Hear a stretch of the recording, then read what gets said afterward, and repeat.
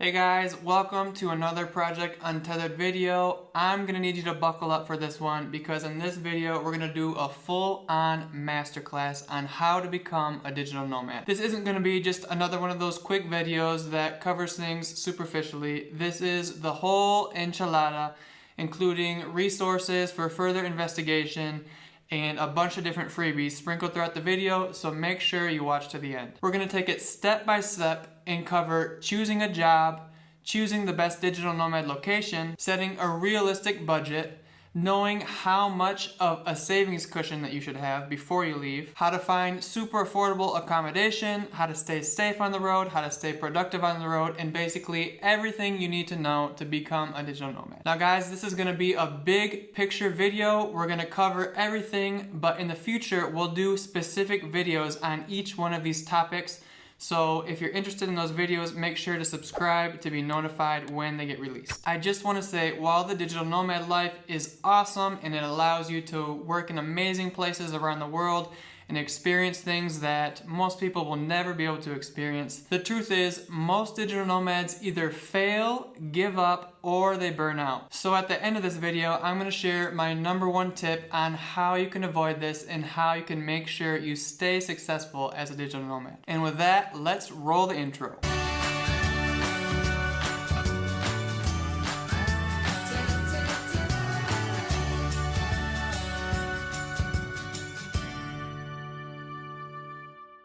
Alright guys, before we get started, I just want to mention, obviously with everything that's happening in the world right now, before you go jet setting off to some exotic location, you want to make sure that it's safe. So depending on when you watch this video, you may or may not have to wait a bit before you set off on your adventure. The good news is that there's a bunch of preparation work to do before you become a digital nomad, and this stuff doesn't happen overnight. So while you're waiting, you have plenty of stuff to keep you busy. Alright guys, let's get started with step #1, choosing the right digital nomad job for you.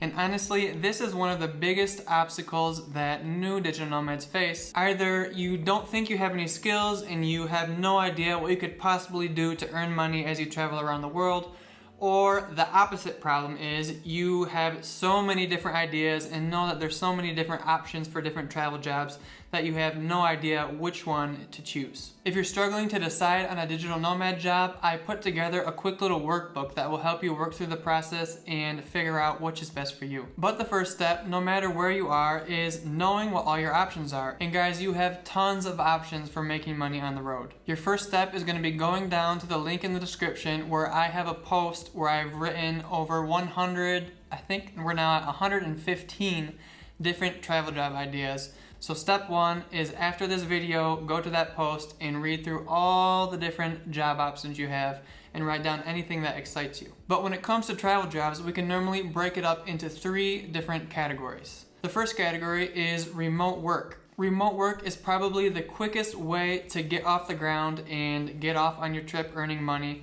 but also it offers the least flexibility of the 3 different categories. That's because you're still working on the clock of your employer. So you might be off in Thailand somewhere and all your digital nomad friends that you met are going off to the beach someday, but you can't go because you need to be online working. Now that's the downside to remote job, but the upside is it's super quick to start. You might even already have a job that you can take remote, and if not, online you can find tons of different remote jobs.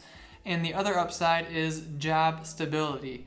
As you'll see in the next 2 categories, they're not quite as stable as remote work, where all your work each day is just handed to you on a silver platter. The second category is freelancing jobs, and freelancing jobs usually fall in a mid-level tier in terms of flexibility and ease to get started. Unlike a remote job where you start getting paid a normal salary almost immediately, with freelancing you have to build it up over time. However, unlike a remote job, you do have a little bit more control over your time. Remember, freelancing is basically working kind of as a contract worker, providing different services to your clients online. That could be freelance writing, like what I do, freelance graphic design, freelance computer programming. There's tons and tons of different freelance jobs out there. And once you've landed a few clients and have different projects to work on, you can basically manage your time how you see fit. If your friends are going to the beach, you can stop work and go to the beach and then finish your work later at night. I would consider this time freedom level 2. While you do have more flexibility, you still have to answer to your clients at the end of the day. Now, if you decide that you do want to start freelancing, there's a bunch of different ways to start. Some of the most popular ways are getting your foot in the door on sites like Upwork or Fiverr, but in many cases, these probably aren't the places you want to work forever because it's hard, not impossible, but it's very hard to get repeated, constant, high-paying work on those types of sites. To earn well as a freelancer, you have to eventually go off of those platforms and find your own private clients, hopefully big clients with big budgets who are able to afford to pay you a fair price. We'll definitely be covering this more in future videos. Now, category 3 of travel jobs is an online entrepreneur. This one takes the longest to start up, but it also gives you the most freedom and flexibility to live digital nomad life on your own terms. Examples of this would be things like starting your own blog or YouTube channel, which is what we do, or starting an e-commerce store, selling on Amazon, selling on Shopify, creating an application, or basically anything that involves you going into business for yourself. And obviously, when you go into business for yourself, you're your own boss. When you don't want to work, you don't have to work. When you want to work extra, you can work extra. For many digital nomads, this is the end goal because of the flexibility, and normally there's less of a pay cap, you can earn more, you can just keep growing.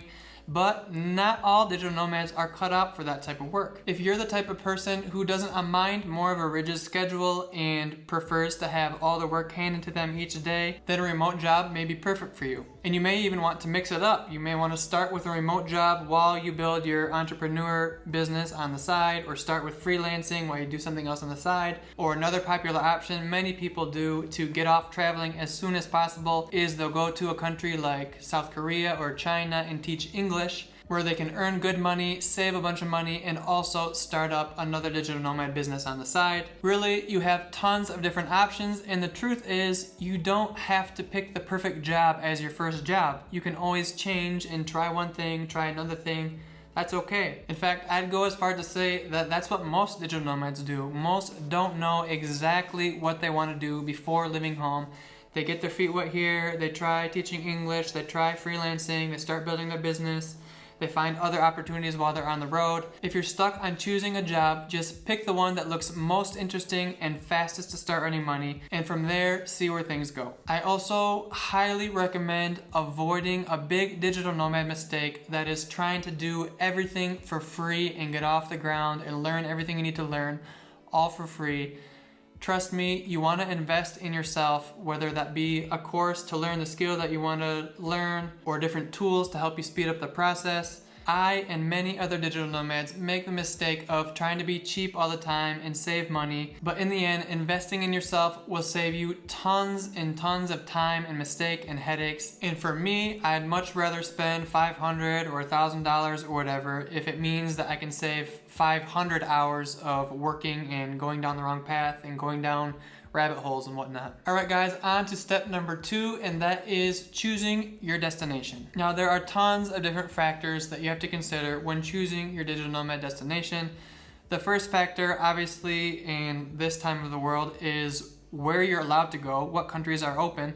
But in the future, once countries open up again, you'll have many more options. That said, you also need to consider your visa situation. Now, I'm not an expert on visas for citizens of every country in the world. You have to do that research for yourself.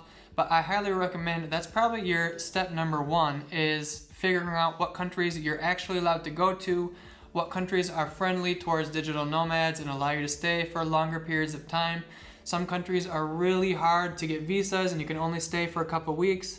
Other countries you can stay for a month, let's say, and then you have to do a border run and then come back and go and come back.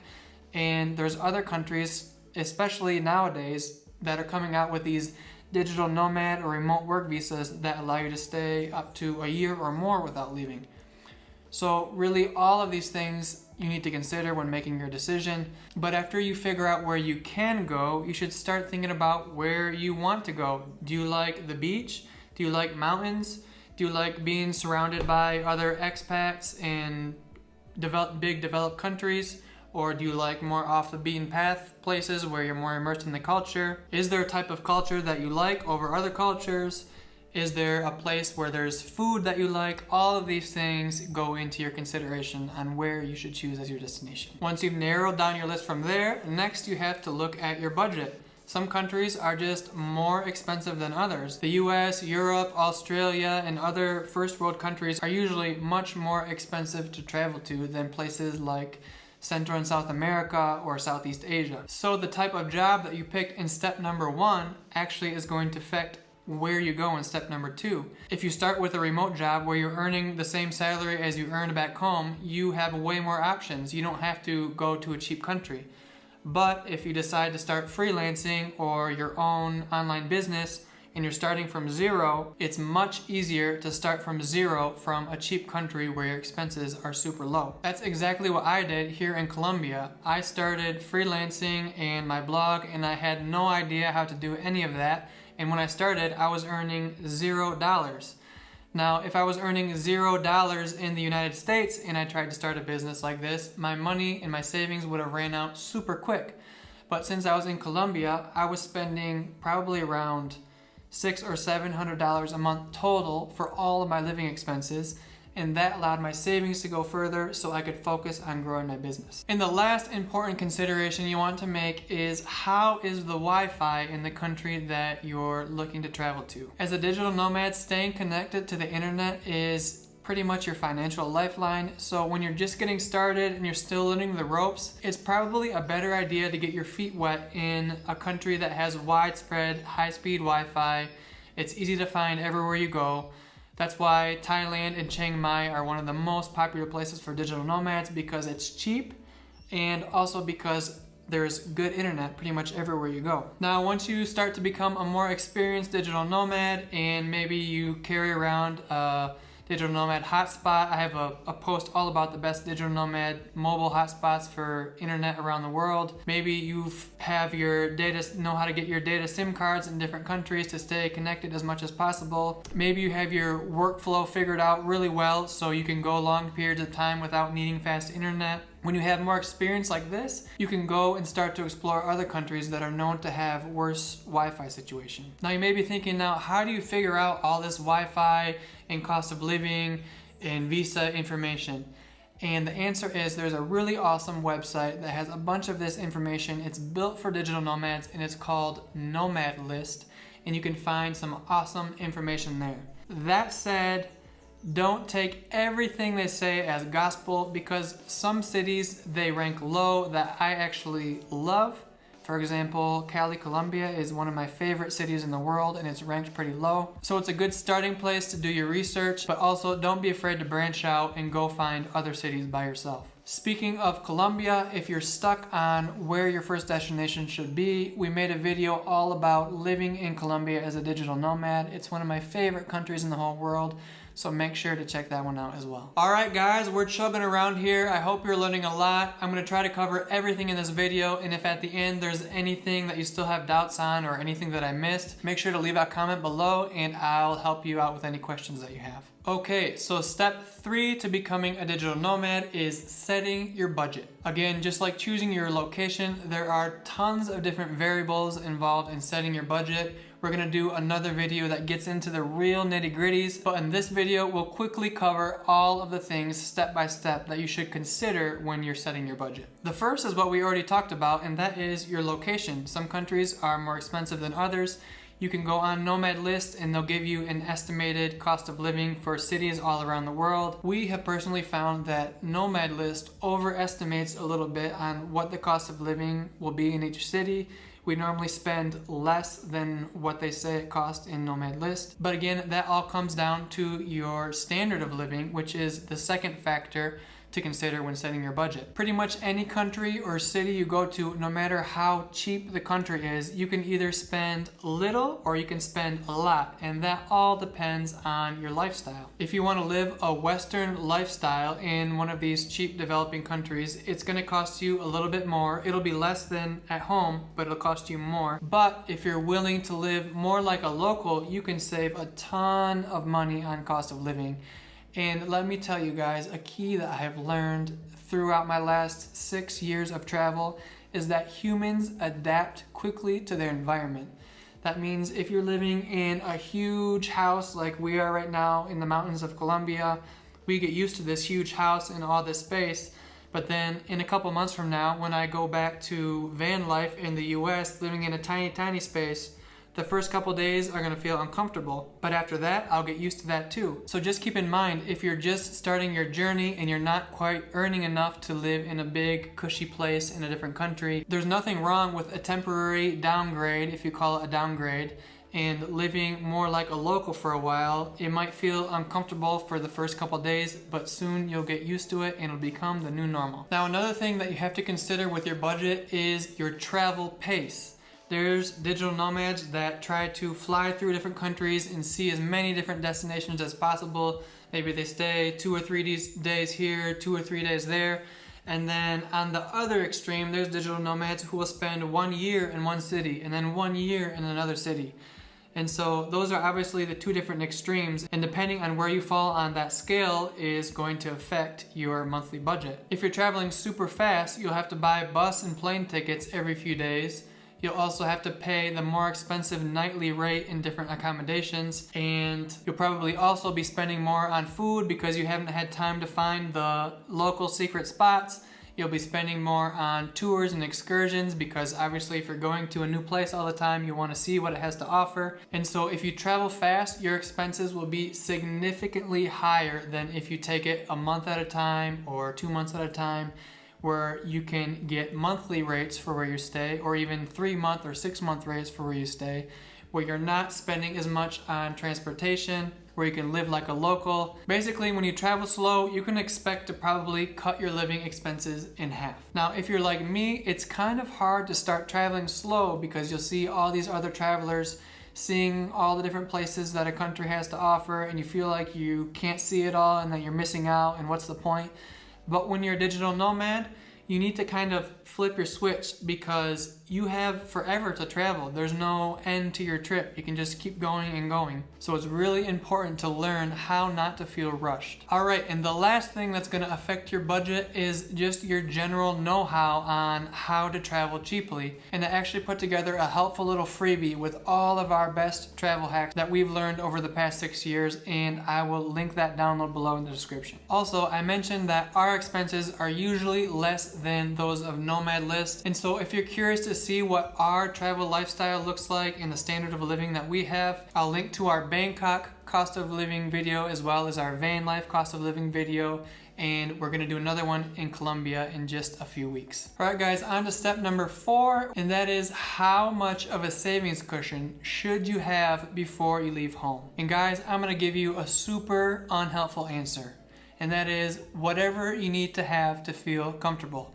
It's going to be different for everybody. You have to factor in your current earnings. You have to factor in the cost of living in the destination that you're going to. You have to factor in if you're already earning a steady income or if you're just getting off the ground. And also you have to factor in your confidence level. How confident are you that you'll be able to ramp up your income? Now, I am no financial advisor, so take my advice with a grain of salt, but I would say if you have a remote job and you're already earning a steady income, I would save 3 months of living expenses to use as an emergency fund. On the other hand, if you're just getting started and you're trying to do freelancing, for example, and you're just ramping up, I would bump those savings up to maybe 6 to 9 months of living expenses. Now, depending on your risk tolerance, you might think that's too little or you might think that's way too much.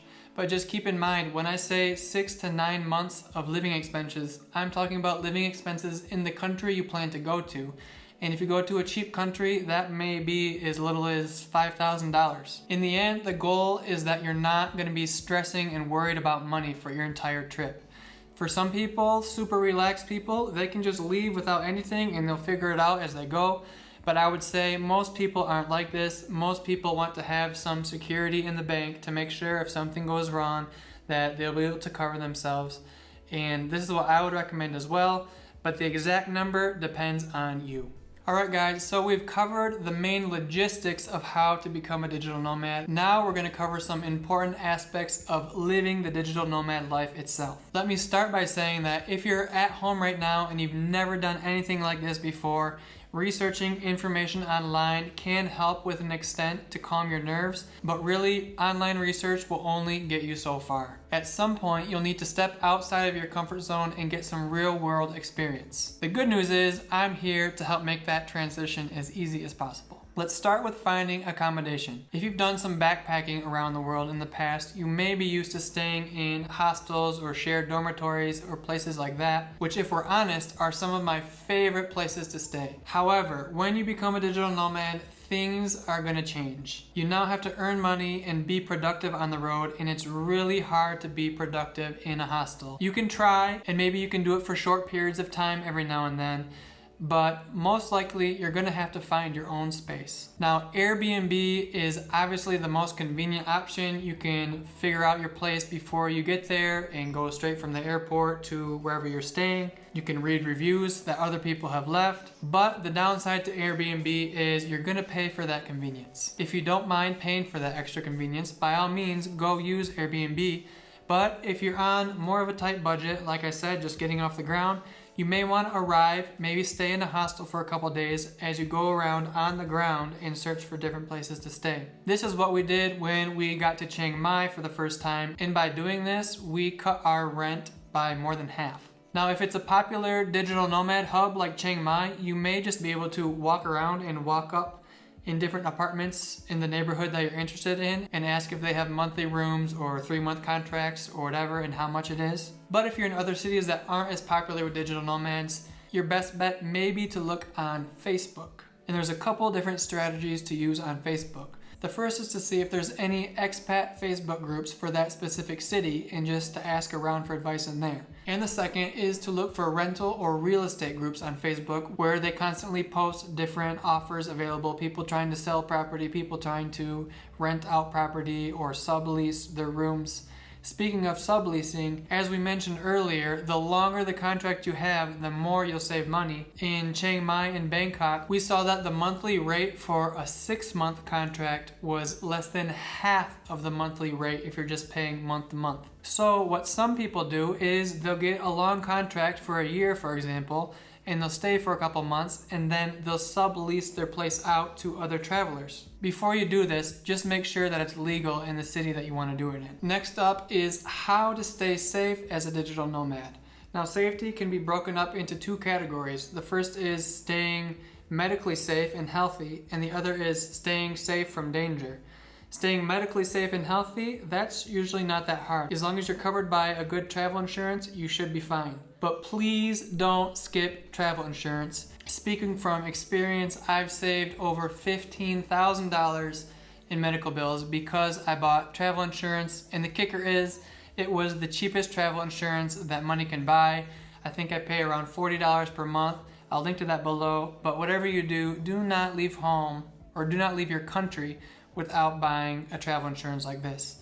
Now that said, the travel insurance that's best for me may not be the travel insurance that's best for you, depending on your needs. And so I also put together a comprehensive guide comparing all the different travel insurances for digital nomads, and I'll link to that below as well. Now moving on to staying safe from danger. And there's no sugarcoating it. Some places where digital nomads travel to are a little bit shady, a little bit dangerous. The hard part is sometimes gauging just how dangerous the place is, because if you get all your information from the media, you might think it's some kind of war zone, but if you get your information from some sugarcoating travel blogger or YouTuber that says there's no problems and it's perfectly fine, that's also not true. My advice is to always be cautious wherever you go. In Colombia, that means no dar papaya, which is don't give papaya or give anyone a reason to give you trouble, walk around with an expensive cell phone or gold watch or those types of things. But to really get an accurate feel on how to stay safe in whatever destination you want to go to,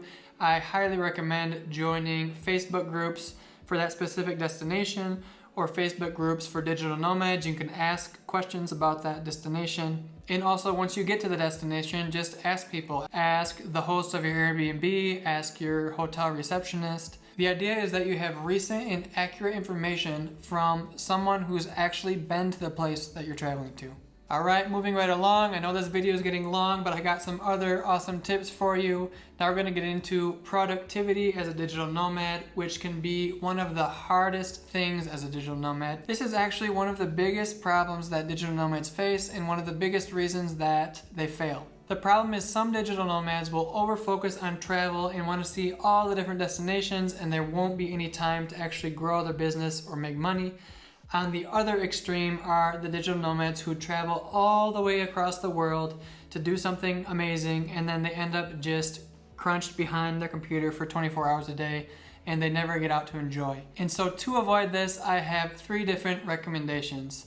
The first recommendation we already talked about, and that is to travel slower. The second recommendation is to use different digital nomad productivity tricks, and I made a whole video about that here. And the third is to make sure that you're using all the different tools and resources to make your life easier. You want to work smarter, not harder. And I actually created a full toolkit of all the different free and very cheap tools that I use to run my online business. I'll link to that below. And if you just want a free sample of that, I will link to that as well. Alright, next up we have making friends as a digital nomad, and this may not seem like a big deal, but especially if you're traveling alone, it can get pretty lonely because unlike when you're staying in hostels and you're meeting new people all the time, when you're a digital nomad, you may be off in your Airbnb apartment working by yourself all the time, and it's harder to meet people like that on the other side of the world. And I have 3 possible ways to fix this. The first is to work at co-working spaces, which are basically big offices where all digital nomads and other online entrepreneurs come in to work during the day. This can be a great place to network and meet other like-minded people, but it also can be a little pricey if you're co-working all the time, especially if your Airbnb has perfectly fine internet. The next option is to look for different digital nomad and expat meetup or Facebook groups on the internet. For example, in Cali, Colombia, my base, there's an expat entrepreneur group that meets every week in different restaurants and goes bowling and does a bunch of different fun stuff together. In Chiang Mai, they do different things every single day. It's almost impossible not to find different meetups, and so that's a great option as well. The third option, and this is personally my favorite option, and that is to find a hobby that allows you to immerse yourself in the culture. For me in Colombia, this was starting to take salsa lessons, and I took salsa group classes every single day of the week, and this allowed me to meet a ton of different locals and Colombians, and eventually where I met my wife. So if you can find some sort of hobby like this in whatever city you're staying in, it's a great way to meet up and get to know locals. Alright guys, so we covered a ton of different information so far, and I have one more thing for you. If you've liked this video and found value, make sure to give it a like. It will help it get shown to more digital nomads like yourself. But that final tip for succeeding as a digital nomad is to give FOMO, or the fear of missing out, the middle finger, to travel slowly and to realize that you have all the time in the world. There's really no rush at all. It's really tempting to fall into the trap of seeing all the different amazing places that you want to see, and if you travel slow, how are you ever going to have time to see them? But who cares if you stay in one city for 1 month or 6 months or even 1 year? You're in this for the long haul and you have all the time in the world. If you can accept that you're never gonna see it all, no matter how fast you travel, if you take breaks when you feel like you need them, and you remember to always stay present and grateful for the freedom that you have that 90% of the rest of the world will never have, if you do those 3 things, you'll maximize your odds of success as a digital nomad and minimize the odds of burning out and giving up. Guys, again, if you're stuck on travel jobs and you don't have any experience, this video will help you a lot. I covered 10 of the easiest travel jobs to start. If you like this video, give me a thumbs up, subscribe to the channel, and I will see you in the next one. Bye-bye.